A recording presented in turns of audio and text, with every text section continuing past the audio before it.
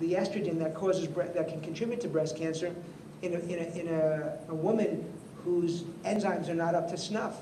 So you can actually encourage that by giving things like DIM, diindoylmethane, and things like that. So that's the nice news. If you have a strong family history of things, we can actually make changes now, which we couldn't do years ago. We know so much more about this. That's the encouraging news. That's why this field is so important. If your kids have genetic predispositions, or you do, or your parents do, there are things that can be done from this field. Is that understandable? Because that's very important. It's very encouraging. But you have to get the right evaluations to figure out what's going on. That's why we do these complex evaluations, and unfortunately, they can be somewhat costly, and insurance in our country, I don't know about here, doesn't always cover that because they say, why? You go to 10 doctors, they're going to say, what do you get? You don't need this. Autism. Go get ABA. What are you talking about getting, these cycles and things like that? That's the problem. And this is genes that are involved in glutathione metabolism that have been shown to be associated with autism. Glutathione S transferase, P1, M1, glutathione peroxidase. It doesn't matter. The key is that these are very important and they're related to glutathione. And so if I haven't drummed it in your heads by now, okay? But I'm doing this on purpose because I don't expect to remember everything. But I want you to take home a few pearls so you can have it maybe help with your child, maybe talk to your pediatrician, which is maybe not be, I don't know how far you'll get with that, but at least maybe see somebody who maybe knows how to do this. I mean, obviously I'm here a short time, I can't help everybody here, so by teaching is one way. I wish, it would be great if I could help all the children. It just, this is part of how you do that. And here is a study by Jill James, and I actually contributed to the study, where she showed that there are numbers of these enzymes in these cycles that have these polymorphisms. So the autistic kids, they don't only have one, they have several. And you don't have to know what they are. But the bottom line is it makes them predisposed, ultimately resulting in decreased cysteine and decreased glutathione. And that's one of the problems. And decreased methylated products. Okay, so this is all just to have you have a sense that the kids are more susceptible. Okay, so is autism related to impaired detoxification? What is detoxification? Detoxification is no longer in the province of those, when I was in training as a physician, detoxification was thought of, oh, it's coffee enemas, it's weird stuff, it's like, fringe. We didn't really learn that much about it. Honestly, we didn't learn that much about detoxification. But the reality is, you are detoxifying 24/7. And what is it by this? It's the process of eliminating toxins, which you're exposed to, unfortunately, much of the time, okay? I mean, the perfumes you wear, the colognes your husband wears. I mean, it's just, the cleaning things you wear, you use. I mean, I'm going to try to tell you when I talk about treatment, to try to use more of the green stuff and the clean stuff that is less toxic. Because there's certain things you can't get away from, but there are certain things in your domain that you may be able to control, and I would encourage you to do that. So detoxification is the process of eliminating toxins by converting them from fat-soluble to water-soluble molecules, so you can then get rid of them either in the bile or more likely in the urine and pee them out, okay? Because most of the toxins are fat-soluble, so you have to get rid of them. And this process is expensive. It takes up a lot of your budget. All right, so you're going shopping, you're on vacation, and you have a certain budget, and so you want to get that expensive coat, right? And you have $1,000 to buy that coat, right? And the coat is $800. So you say, oh, I'm going to only spend $1,000 on this shopping spree, right? So that'll leave you with only $200. So you can, maybe the shoes you're going to get are going to be less expensive. Well, detox is a very expensive cellular process. It uses a lot of cellular money. We call it ATP, which is cellular energy. And if you use a lot of that budget on detox, you have less for repair. And let's say you have all this stuff. Let's say you have infections going on in the body. You have to clean up the mess. You have to mop it up. Remember I told you that. You got to rebuild. That all takes energy. So the more you spend of your energy budget on detox, the less you have for some of the other cellular processes. Do you understand that? It's somewhat, I'm trying to make it very simple for you to understand.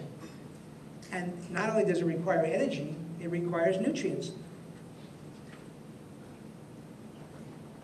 A break. Well, let me get a break in a little bit, because there's a perfect place for a break, but I think it's not yet. Unless you all have to have a break, we'll just end here. But a few more minutes, I think. Then, I'm going extra slow. Am I talking slow enough? Understand? So I may have to eliminate some of this. I'm trying to talk really slowly so you understand, as well as I'm trying to really make it simple as much as I can. So this detoxification, or in addition to requiring a lot of your energy budget, also requires a lot of nutrients, antioxidants, vitamins, mineral cofactors, right? So you need those. So it places a burden on the body. The first line of defense is your GI tract, and the liver plays a crucial role. So liver detox is so important. And we didn't learn a lot about this in medical school, but this is so important. You take these fat-soluble, poorly excreted toxins, whether they come from inside, like your gut. You can't believe what's going on in your gut right now. I mean, well, it depends what you ate for lunch, but you know, and it depends what kind of bacteria or organism you have in there. Some of the bacteria, I mean, you know, what about some of the wives who describe the gas that their kids have, or the gas that their husbands have, right? Sometimes it's pretty foul-smelling. That's because you can't imagine what's going on in the gut to produce that. But also then the xenobiotics, the chemicals and the heavy metals that you get from outside as well, you have to detoxify. So what we do is, in the process of making them water-soluble and get rid of them, we have to make them more sticky. This is a great image and metaphor from my friend Sid Baker. We take these toxins, we make them more sticky, and then it's like Velcro, and then we conjugate them with things like glutathione or sulfate, glucuronide, these molecules, what I call illegal escort service. It takes these toxins out through the bile or the kidney, right? And they're less, but in the process, they're more toxic. And if we don't conjugate them quickly, we don't get that legal escort to walk them out, they can then attach to cells and cause more havoc. And so we need support. We need nutritional support, antioxidants, because they're free radicals here, and vitamin mineral cofactors. And here we need all kinds of conjugating agents to escort them out. Okay, your liver is right here, underneath your chest wall, the lower part. You probably never think about your liver. You probably don't. I mean, you probably think about your heart. You know, maybe you don't, but you know, you do when it hurts, right? Your brain, I don't know, maybe you think about your brain.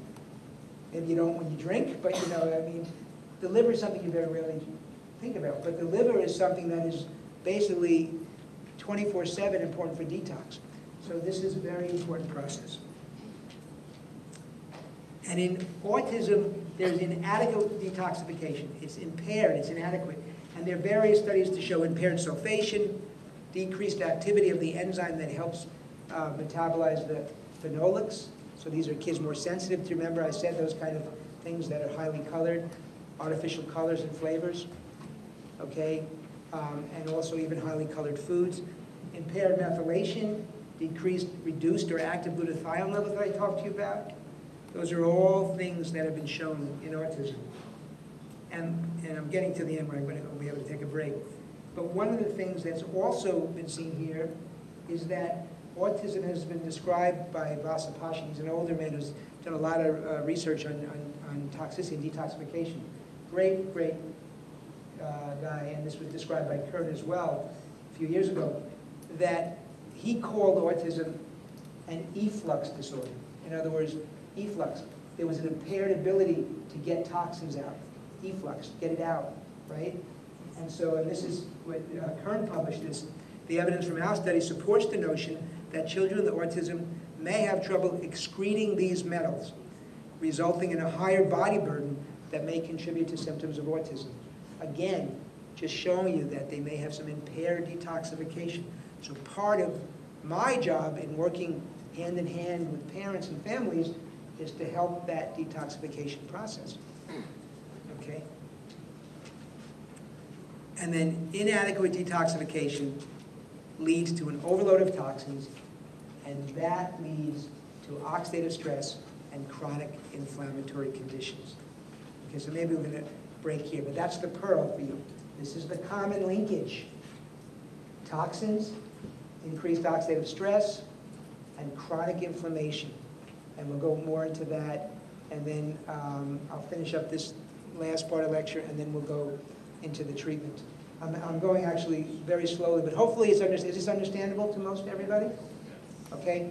So just remember that. It's one of the pearls. I drummed in glutathione, I drummed in impaired detoxification, and the toxins, the overload of toxins, because you can't get rid of them, can lead to increased oxidative stress and chronic inflammatory conditions.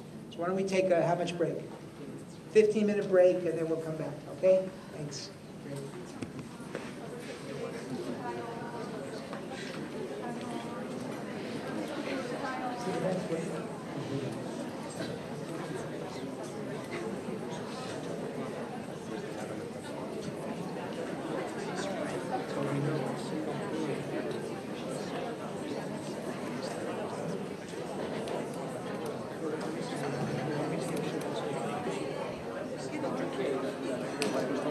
Oh, hey, Dr. Gates. My pleasure to meet you. You're very welcome. What is the number?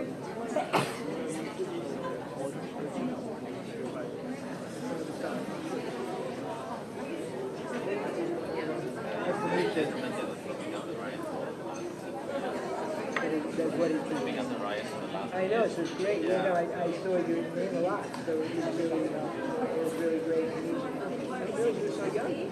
Yeah.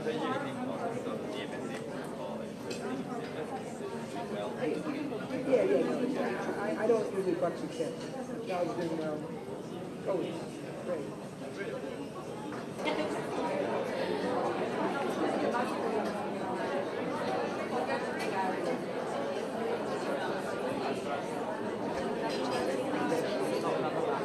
You are going to give us these are the tests you can do, and I recommend them because this is all very, it's very interesting.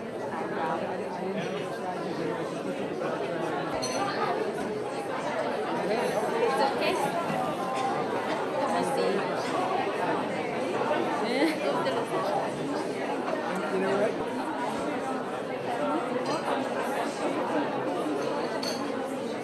You gotta do some gut.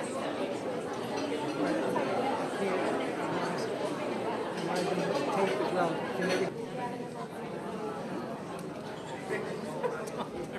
I think we're going to get started.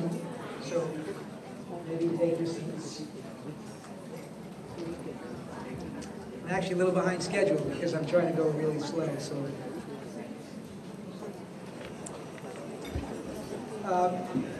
So just so you realize, somebody looked on the internet, they Googled these autism in children in Singapore, and this was 2005 statistics, 1 in 167. So you can imagine, first of all, there was a 1 in 167, that's 2005.